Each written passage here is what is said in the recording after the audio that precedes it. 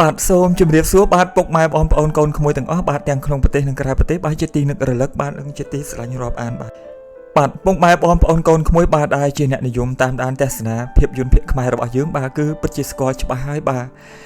អ្នកនាងនីមនីនាថបាទនីមនីនាថត្រូវបានប្រជាជនខ្មែររបស់យើងចាត់ទុកថាគឺជាតារាទឹកភ្នែកបាទពីព្រោះនាងគឺជាតារាសម្ដែងមួយរូបដែលពោពេញទៅដោយទេពកោសល្យសិល្បៈបាទសម្ដែងតាមបែបសកុតសង្គមជាពិសេសគឺការបង្ហូរទឹកភ្នែកបាទរហូតដល់លោកដឹកនាំរឿងកៅសីហាបាទប្រចាំផលិតកម្មហងមាសបានពោលសរសើរមិនដាច់ពីមាត់បាទអំពីទេពកោសល្យរបស់តារាស្រីរូបនេះបាទនៅក្នុងសកម្មភាពសម្ដែងបាទជាពិសេសគឺឈុតឆាកបង្ហូរទឹកភ្នែកតែម្ដងបាទគឺចង់ឲ្យហូរពេលណាបានពេលហ្នឹងបាទចង់ឲ្យហូរខាងស្ដាំបានខាងស្ដាំចង់ឲ្យហូរខាងឆ្វេងគឺហូរខាងឆ្វេងបាទគឺអាចបញ្ជាបានគ្រប់ពេលគ្រប់វេលាគ្រប់ស្ថានភាពគ្រប់កលៈទេសៈទាំងអស់បាទដូច្នេះហើយទើបបាទអ្នកនាងនាមនីនាថបាទត្រូវបានគេចាត់ទុកថាជាតារាទឹកភ្នែកបាទនៅក្នុងវិស័យភាពយន្តខ្មែររបស់យើងបាទអាស្រ័យដោយទេពកោសល្យសិល្បៈនៅក្នុងការសម្ដែងបាទជាតួអង្គបែបមនោសញ្ចេតនាបង្ហូរទឹកភ្នែកបានយ៉ាងល្អឥតខ្ចោះនោះបាទនីមនីនាថបាទត្រូវបានជ្រើសរើសឲ្យក្លាយទៅជាតួឯកនៅក្នុងភាពយន្តភាគជាច្រើនមកគ្រប់ផលិតកម្មបាទហើយនៅក្នុងនេះផលិតកម្មហងមាសក៏បានបាទផលិតរឿងមួយចំនួនបាទចូលរួមសម្ដែងពីអ្នកនាងនីមនីនាថផងដែរបាទជាក់ស្ដែងដូចជារឿងឋានសួគ៌ទារុណនេះផ្ទាល់តែម្ដងបាទគឺជាការតែងនិពន្ធផ្ទាល់របស់ខ្ញុំបាទហើយក្រោមការដឹកនាំរបស់លោក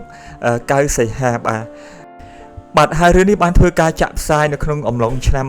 2021បាទហើយទទួលបានការគាំទ្រយ៉ាងច្រើនបាទពីពុកម៉ែបងប្អូនកូនក្មួយបាទ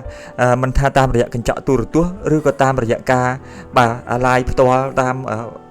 ទំព័រ Facebook បាទក៏ដូចជាតាម Channel YouTube បាទដូច្នេះប្រិយមិត្តពុកម៉ែបងប្អូនកូនក្មួយទាំងអស់បាទដែលជាអ្នកនិយមតាមដានទស្សនាភាពយន្តភាគខ្មែរហើយជាពិសេសគឺជា fan របស់អ្នកនាងនីមនីនាថផងនោះបាទអាចស្វែងរករឿងឋានសួគ៌ទារុណបាន